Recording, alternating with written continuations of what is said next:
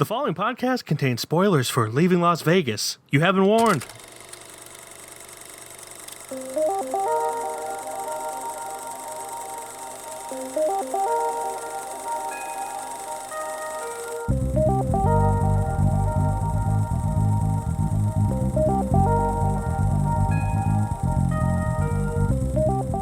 What's up, everybody, and welcome back to another episode of KFR News Radio. I'm your host, Glenjamin Button, along with your host, Miguel Magusto. What accent was that? Japanese? Vietnamese, actually. Vietnamese? Oh, okay, Yeah. okay. How you doing? A little bit of slang in there, too. How you doing, Glenn? Not bad, my friend. I'm doing my damnedest in this plague of a corona that is. It continues. It continues. is still going. I hope. I'm beginning to think it will never end, but we'll Honestly, see. I'm kind of hoping it doesn't. We'll see. Yeah. Speaking of the coronavirus and having nothing to do but stay at home and watch movies, have you watched any movies this week, Glenn?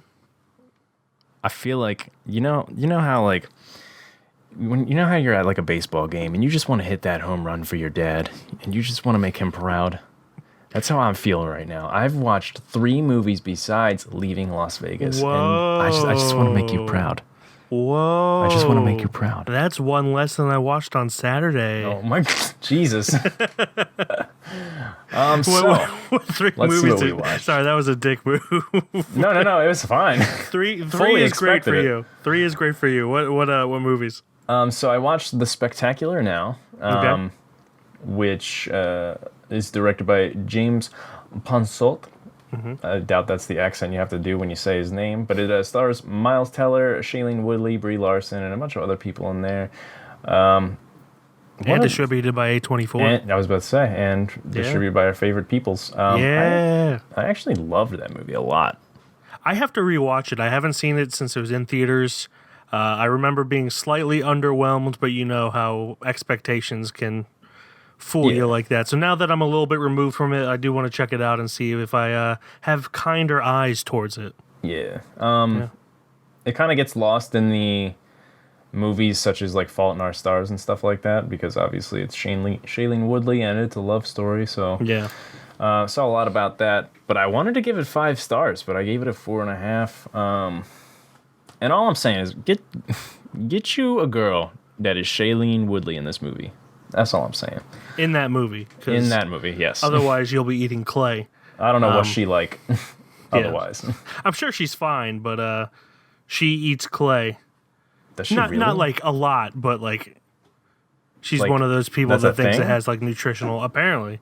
And I'm not just like saying I read an article, like I watched an interview where she said she eats clay for healing purposes or some shit like that. But she's allowed to. It's a free country. She can do what she Hey, wants. listen, essential oils, we're moving on. But when you are in a relationship, you tend to eat the things that your significant other eats, and That's I don't want to true. eat clay. So That is true. yeah. What else you watch? The next one up is My Girl, which is a little bit of a 90s movie there for Macaulay Culkin. Macaulay Culkin. For anyone who doesn't know the movie, all you need to hear is one line. He can't see without his glasses. And boom. And I'm in love with the teacher who's 30 years older than me. Yeah. So I really didn't like this movie. I gave it a higher score than I actually wanted to give it. I gave it a 2.5. You gave into peer pressure?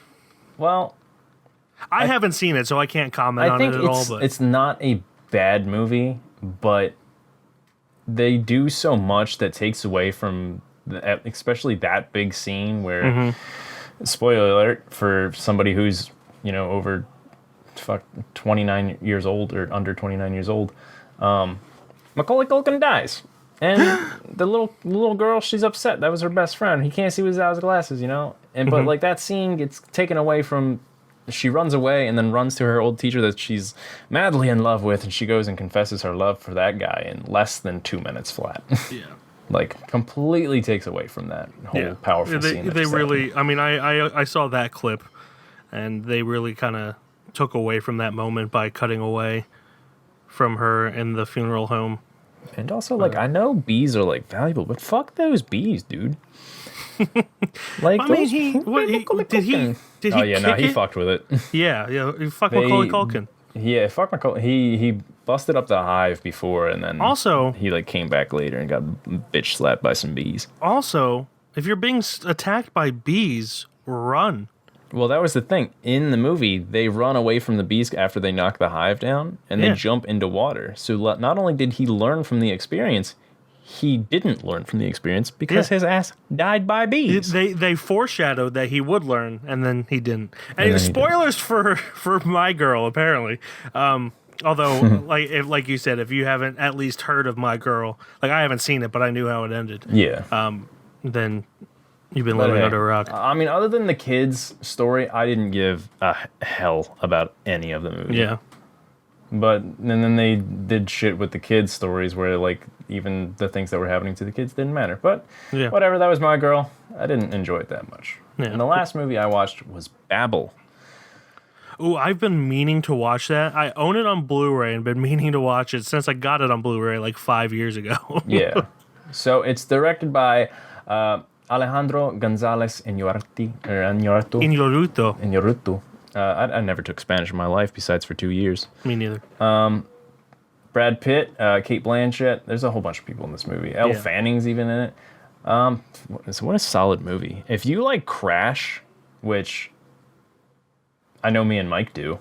It gets a bad rap. I don't think it deserved the Best Picture, but a lot of people hate on it just because it got Best Picture and didn't really deserve it. Yeah, if you like Crash, you're more than likely going to love this movie. Yeah.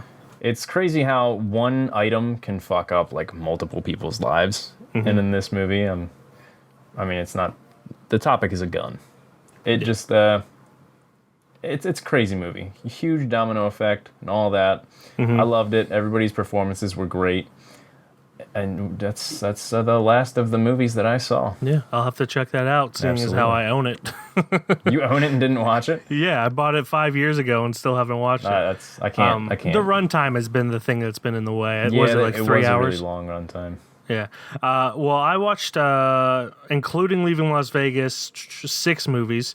The first one that's not Leaving Las Vegas that I watched is Akira, which is that anime movie from the 80s.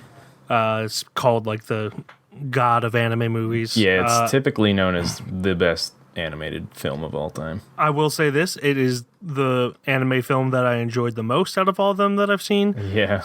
But because of its it definitely needs an update. Yeah. I mean, Taika Waititi's directing a live action version. Yeah. But I forgot about that, I'm being honest. But given its reputation, it only solidified the fact that I really don't like anime. Like, I enjoyed this. I'm not saying I didn't like it, but I just, for the most part, just didn't care. Yeah. Like, it was enough to entertain me, but not enough for me to be like, oh yeah, I want to watch that again. And again, that's not on the movie itself. That's just my feelings towards anime in general. It's good. Most people will probably love it. I'll never push you towards it. I'll never push you towards wanting to like anime, but I want to find at least one good one that you will enjoy. We'll find out. Akira it's not my favorite animated film either. But I really do enjoy it for its story. It's very vulgar and it's bonkers. Like I could see if it were American, if Nick Cage being in it. Oh God, Nick Cage and Michael Bay drawing. Yeah. Then I watched a movie called Fury, which is not the Brad Pitt one. It is a 1936 Fritz Lang movie, which is about a guy who a town attempts to lynch because they suspected that he kidnapped and murdered a woman. But he did not. And he lives and then decides to bring back his furious rage back on the town and have them all hanged for killing him. Interesting. Yeah. Then I watched a movie about the Irish Revolution called Michael Collins, starring Liam Neeson and a whole bunch of other people. Julia Roberts is in it. And yeah, it's just made me proud to be Irish. And well, just looking at Liam Neeson makes me proud to be Irish. Oh yes. Every time. I wanted to go back to Ireland. They filmed in so many places that I went to when I visited there in October, and isn't that always a nice feeling watching a movie and being like, I was there? Yeah. There's so many scenes that happen in front of, I think it's called the Trinity College, and we literally, when we were in Dublin, we went there every day because that's essentially like where the hub of their tourism is right outside the Trinity College. So I was just like, I know where you guys are right now. Yeah. I like doing that with New York and Vegas. And Philly, Philly too. Like I know where the fuck you are. Like a law-abiding citizen, every time, like even the obscure ones, like when they were under a bridge, I was like, I know what bridge you're under right now. Then I watched 2 Ingmar Bergman movies because I have that box set and just trying to get through them. No, I'm saying that like I'm not enjoying them. Now's a perfect time to do it. So yeah, there's 39 of them. I'm 6 in. So holy crap! I watched To Joy, which is a movie about the 2 musicians who fall in love and they're tumultuous. Is that the right word? It can be. Their rocky relationship. I mean, it is a word. I just don't know if it's the word I want to use. And then a movie called Summer Interlude, which is about a ballerina who is reminiscing on her first love. And, Ingmar Bergman really knows how to do depressing without it being, like, moody. Yeah. I mean, it's moody, but not, like, emo, Like, really depressing. Yeah. So that's that. Those are the movies I saw this week.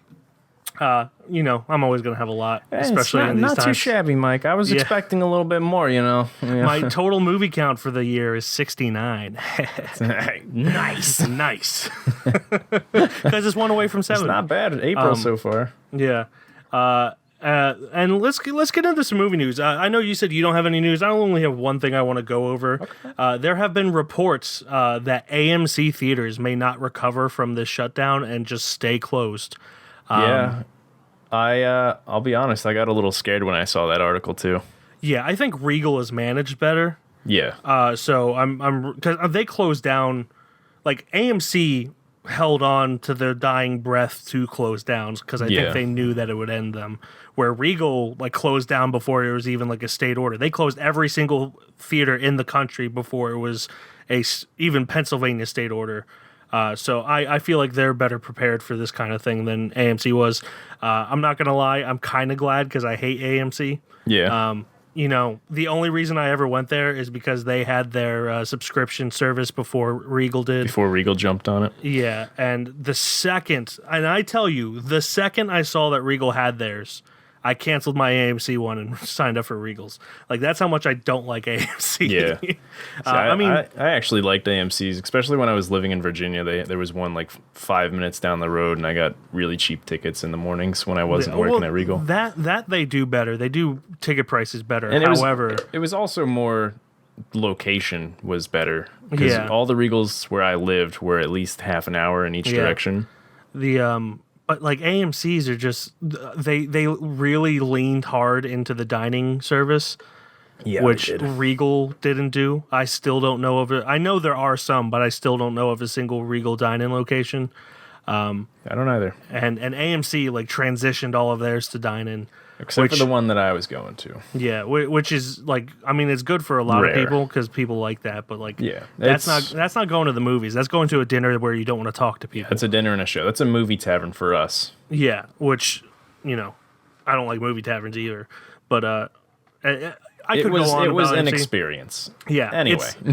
It is sad that a lot of people are probably going to lose their jobs about it, but I am glad because I like Regals, and that's not just because I work for them for 12 years. Regals. Yeah. I mean, what does it say about Regal where I worked for them for 12 years and still prefer them? So, but yeah, that's the only movie news. Hopefully, I do kind of hope they do recover, just because, as selfish as it sounds, that means Regals will be more busy. Yeah. But, it is what it is. Let's hope that this thing fixes itself soon if people fucking start taking it seriously. Yeah, well, we not that long ago we passed Japan or whoever in Italy and all that. So we got a lot of fucking idiots that live here. Oh, dude, America's filled with the brim with dum-dums. Filled with dum-dums. Now, anyway, I'm not talking about no lollipop. So, with that being said, let's talk about dum-dums in the movie Leaving Las Vegas. We're gonna let you go, okay? Okay. What are you gonna do now? I thought I'd move out to Las Vegas. My heart is crying, crying. Lonely till I cry. I just need some cash tonight. Please, don't drink it in here. Ben wasn't looking for a fresh start. 500. $500 for a 93 Rolex Daytona. I'll do it. He wasn't looking for any trouble. I was wondering if you would buy me a drink. Do you mind if I buy her a drink? And he wasn't trying to fall in love. I really wish you'd come home with me. You're so cute. And I'm really good in bed, too, believe me. No? Okay. But now, on the road to nowhere, he's about to take a detour. Hi! Are you working? Working? What do you mean working? I'm walking. It's pretty funny. If you'll come to my room for 1 hour, I will give you $500. Directed by Mike Figgis, written by John O'Brien, or it's based on a novel by John O'Brien and written by Mike Figgis, starring Nicolas Cage, Elizabeth Shue, Julian Sands, and Richard Lewis. Leaving Las Vegas is about Ben Sanderson, a Hollywood screenwriter who lost everything because of his alcoholism, arrives in Las Vegas to drink himself to death. There, he meets and forms an uneasy friendship and non-interference pact with prostitute Sarah, spelled S-E-R-A, which they try to make relevant, but is never really relevant. This won Nick Cage an Oscar for Best Lead Actor. And I'm just going to start this off by saying I can see where people liked it, but it did not age well at all. I don't think it ever aged well to start with. Well, for me at least. Let's put it this way. This was a world that didn't really know the mind of Nick Cage. Yeah. I feel like a lot of people now understand Nick Cage is just chewing the scenery in every single movie he's in, which is fine. There's a market for that. He makes money. He does it well. He's entertaining to watch. But I think people mistook that for him being I don't want to sound too mean to him, but for him being like a phenomenal actor. Yeah. Like he's not bad. He's a good if the parts that he were cast for were written around him and how he acts, he'd be a phenomenal actor. But if he's playing who, like for instance in this film, who he's playing some alcoholic who's just trying to die. It's laughable. Really. It's just a joke because at one point he falls on a table and just yells, "I'm a prickly pear." Yeah, and he's very wacky. And like for a standpoint, you could see because he's an alcoholic, he's just kind of kooky. But no, it's whenever I saw that, I saw Nick Cage. But if you were new to Nick Cage, that you'd probably relate to that more, just him being drunk. But yeah, definitely, that's his character in almost every movie he's in is just wacky. Mm-hmm. But this was nominated for 3 more Oscars: Best Actress in a Leading Role for Elizabeth Shue. That I can kind of see. She's still kind of flat, but at least she has an arc. Nick Cage doesn't have an arc at all. I liked her and didn't in this movie at the same time. Yeah, it's really back and forth. Then for director Mike Figgis, which I think is an atrocity because it is, in my opinion, terribly made. And then best writing, and again, terribly written. And that's based on material previously produced and published. So I don't really know what collectively was going on with people in 1995, 96. What was its competition? That's a good question. Let's look it up. So in 96, the Oscars in 96, which is when they would award the 95 movies, for leading actor, you have Anthony Hopkins in Nixon, Massimo Troisi in Il Postino, Richard Dreyfuss in Mr. Holland's Opus, and Sean Penn in Dead Man Walking. I've only seen clips of Sean Penn in Dead Man Walking, and he's really good in that. The other 3 I haven't seen anything of. Then you have, let's see, actress in a leading role, you have Susan Sarandon, Dead Man Walking, which Elizabeth Shue lost to. Emma Thompson, Sense and Sensibility. Meryl Streep in The Bridges of Madison County, and Sharon Stone in Casino. What else you got? Those are all pretty strong leading ladies there, too. Yeah, definitely. Director, you have Mel Gibson in Braveheart, who won it. Then Chris Noonan in Babe. Michael Radford in Il Postino. Mike Figgis in Leaving Las Vegas, of course. And Tim Robbins in Dead Man Walking. I really want to see Dead Man Walking now. Yeah, I do too. And then screenplay. Best writing screenplay based on material previously produced or published. You have Sense and Sensibility. Emma Thompson won the Oscar for that. Apollo 13. Babe, which was written by our boy George Miller. Oh boy, I love him. Yeah.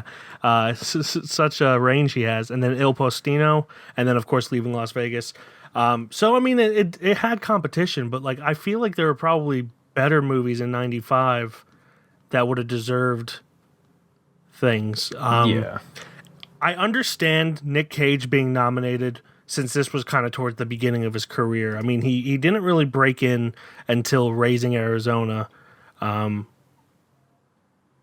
mean, I don't know that for sure, but like that's the first time that like people, I feel, began to notice him. Yeah, he leaped to the fame. Yeah, more that than... was in 1987, and then people kind of more or less forgot about him, other than the few movies that stuck out. And then 95 is when this came out, so I can see people not really getting the sense of who he is. Mm-hmm. And again, I don't want to shit on Nicolas Cage. I like Nicolas Cage. He's fantastic. But like I said, he needs parts for him to be a phenomenal actor to be molded around him. I feel if this movie had like a Sean Penn or like a Brad Pitt, I think Brad Pitt would have been great in this kind of role. He's always good at like the roles where he's kind of a likable asshole in a way. But my instead biggest of problem, eating everything in every scene, he could just drink everything in every scene. Exactly. My biggest problem with this movie is the writing. There is zero arc for Nicolas Cage. He's the same person at the beginning as he is at the end. There's no change at all. The only difference is that he has someone who he's attracted to and wants to tell his story to. Yeah. But literally, there's no other change. Mm-hmm. And Elizabeth Shue has somewhat of a change, but like you're not shown how she responds to what happens in the events of this movie. I mean, we said spoilers, so Nicolas Cage ends up dying of his alcoholism. Yep. He's which is what he went to Vegas to do. He wanted to die drinking. And I understand the whole thing is about them having a non-interference relationship, but that kind of boxes you into a corner. Each scene becomes the same. You think that he's going to learn from his lesson, and then he just doesn't. And then she does nothing to help him. He does nothing to help her. And I guess in a way that is kind of reality, but not in a way that got them as close as they are together. Yeah. Like if they were just acquaintances, there'd be one thing, but like they became I would say a relationship. Even if he was trying to die, like he still like wanted to be with her. Yeah, and she wanted to be with him too, and it's just dumb. And I feel like the fact that she's a prostitute is completely gratuitous. Well, it would have made sense at the end if like he died and then like she wanted to change what she was doing, but I don't even think she did that at the end. I mean, they don't continue the movie after that. They literally dies, and then that's the movie. Which is so dumb because they have sex while he's dying, and then he just looks in the camera and goes, "Wow," which is so fucking stupid. Granted, that is the one thing that I feel like might have started with this movie, and then has been parodied and reused over time. So I don't know for sure, but like, what is it, 25 years later, that just came off as super cheesy. Yeah. So again, it's one of those things where in the moment it might have been super powerful, but right now it's like we've seen stuff like that so many times where it's not impactful anymore. It's kind of a joke at this point. Yeah, this movie can be rough. It was for me. Like, I didn't want to pay attention. I know I had to, but I didn't want to pay attention the first at least hour. And then when I finally was paying attention, like, fully, it just was terrible. Yeah. Honestly, not fun. Yeah. I was looking forward to this movie until that first scene. Yep. That first scene where he gets money from a friend, but, like, he's super drunk and wasted. Like, when that happened, I was like, okay, we're in for a long time right now. And was it clear? It obviously, like I just said, I wanted to pay attention, but like it was hard to in the beginning. Was it clear that he was a Hollywood screenwriter? Obviously that didn't seem to matter. It was just him getting fired. He just seemed like some pencil pusher or something like that. Yeah, I mean, it's kind of complicated because he's got a lot of paper and folders and everything around him. But I mean, it's never clear. So like, you didn't know what he seemed to be doing. He might have been I forget what the industry term is, but essentially they take scripts and spruce them up. Yeah. It's not, the term's not fixer, but or it might be fixer. I don't remember. It's something. But yeah, we're like, because other than that, screenwriters aren't really like payroll people for studios. I mean, they have payroll people who go through scripts and kind of tweak them to make them better. I almost said twerk them. That's a whole different video. But it just kind of seemed. And I mean, I get it because most people don't know that that's not how screenwriters work, but it was extremely vague, and I kind of expected more of a clear representation of what he was doing. Granted, that doesn't really matter in the long run, but at that point, why is he a screenwriter? Why doesn't he, like, because then you expect it to come up at later where he like writes something and finds new life, but it's just kind of nothing at that point. And yeah, it just becomes he gets fired, he goes to Vegas, he wants to die. That's his literal arc. It honestly, and I know I say this a lot, maybe not on here, but I say it to you a lot. It felt like it was written by a college student. Yes. And I only use that with you a lot because I went to film school and I've seen even the stuff that I wrote back then. I've seen, like, I went to this college where everyone had to try something once, and when we had screenwriting class, every single script except for mine was essentially like a depressed writer drinks himself to death while talking to a barkeep about his problems and then kills himself at the end. That was Did you just give away the plot to Leaving Las Vegas? I did, yeah. But yeah, it's just such a college cliche. Yeah, you actually did that very recently. I can't remember the movie, but it was pretty funny. It's like a college kid wrote it, dude. Yeah, it's my go-to just because I have that experience in my life, and I know all the. And I'm not saying that I'm a much better writer, but like, but you are. in my college class, most people were there to be like directors of photographies, directors. Yeah. And I wanted to be a writer director. Like, I didn't really care about the camera. Like, I cared about the camera, but I still am not that great with the camera. I cared more about writing and directing. So like, when that class came around, a lot of people sent me their scripts to kind of give notes. Yeah. So I read a lot of my friends, and they were good for people who didn't consider themselves writers. It's just they were filled with cliches, which, you know, if you're just trying to get through a class, sure, write all the cliches you want. Get through it, get the B or A or whatever, and then move forward. But, like, if you're going to make a goddamn movie, like, change it up a bit.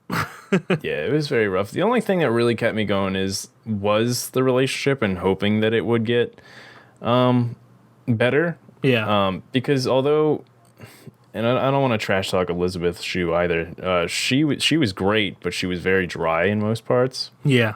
And I don't know if that was her character just being kind of like just kind of flat. Mm-hmm. But I think she had enough there to work with to be more entertaining. Yeah, definitely. She was in a little bit of the beginning, and then she just became like clingy and emotionless. How do you do that at the same time? That is a good question. No, like you could see right, that her character loved Nicolas Cage, but like the way she gave it off at the same time didn't seem to. Yeah, like she spent like the last act of the movie acting like she wanted to say something but wasn't. Yeah, which is only interesting for so long. Like it was interesting for the first scene that they did that. Kind of interesting for the second scene they did that. Then they did it for a third scene and a fourth scene and a fifth scene, and it just got old. They didn't change the dynamic enough throughout this entire movie. Mm-hmm. It was pretty much just a long, flat note for the entire runtime. And I'm not saying, like, I'm not going to come out here and just say this is a bad movie. I know everyone has their different opinions. I could begin to see why this would speak to some and not us. Yeah. But I am more or less baffled that it got such wide accolades for in '96 during that award season.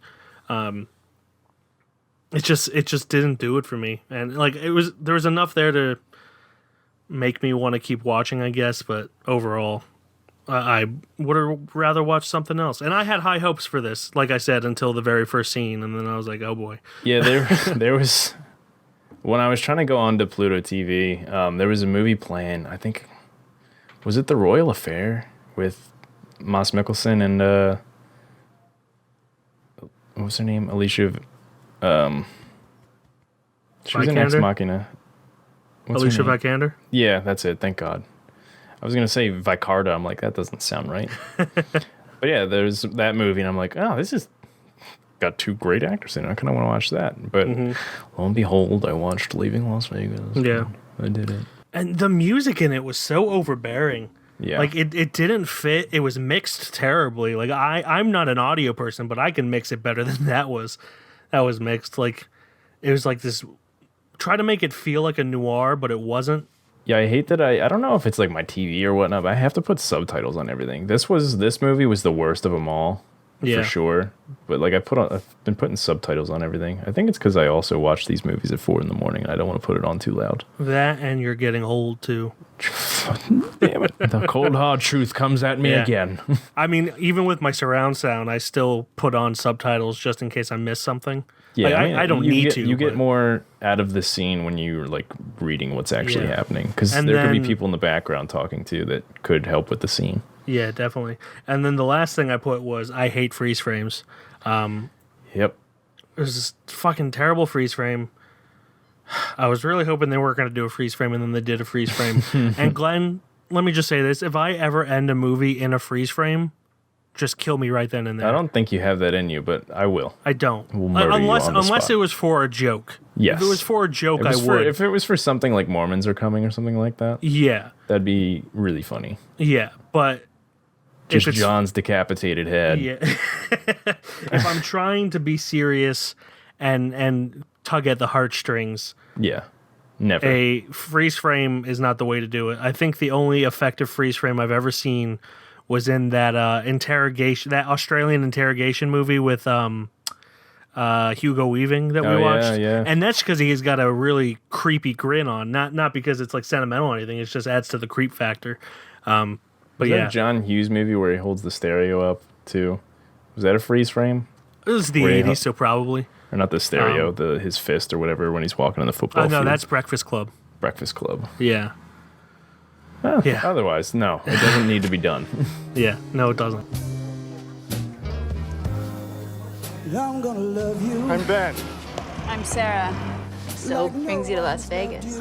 I came here to drink myself to death. Why don't you stay at my place? Okay. This is the home of an angel? Are you okay? Of course. Wow, you look extremely beautiful. I do. Get a drink! I want you to see a doctor. Both know I'm a drunk. Nurse! And I know what you do. Is this a full night's work? I hope you understand that I'm a person who is totally at ease with this. I was really worried about how that would be. No, I'm not.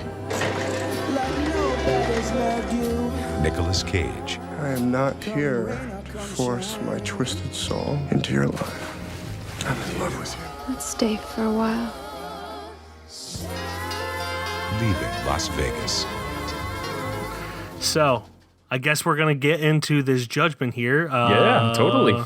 I've got high hopes for this. This could you got go well. high hopes. Nick Cage he won an Oscar for it. It was nominated for 3 other Oscars. The 90s really seemed to like it. And you know what? I was born in the late 80s and grew up in the 90s. So I'm going to say no, this does not make it onto the shelf. Oh, man, listen, I was born roughly early 90s, and I really have high... This was 2 years out. My sister was born this year, was made. So I'm definitely going to say no. You hate your sister. So, Leaving Las Vegas does not make it onto the shelf. I feel like this one's going to be controversial because I know a few people that love this movie. Yeah, this movie is very, my opinion, overhyped. Like, a lot of people were saying this movie is great. I feel like if you see it at the right time, it's probably fine. Yeah. But it did not do it for me. It felt like a bad Lifetime movie. Yeah. Yeah. So, with Nicolas Cage. Yeah. So, with Leaving Las Vegas not making it on the shelf, that brings us to this week's plugs. My plug for this week is going to be a short horror film on the YouTube channel called Alter. I believe they do a lot of short horror films on there. But my specific one I'm talking about is called Grief. It's written and directed by Brock Bodle. And Daniel R. Perry, and is starring Richard Aaron Anderson, Gabriel Burafato, Tyler Cook, and Lindsay Garrett. And it is about a grieving couple that navigates the mysterious death of their son, and a stranger visits them in the middle of the night to bring their worst fears to a violent and psychedelic climax. I've been consumed with what you two have been going through. And I thought maybe I'd come by and offer some help. Hey, look, no offense, but I don't think we know each other well enough for late-night pop-ins. Hey. You still haven't told her, have you? Told her what? The truth.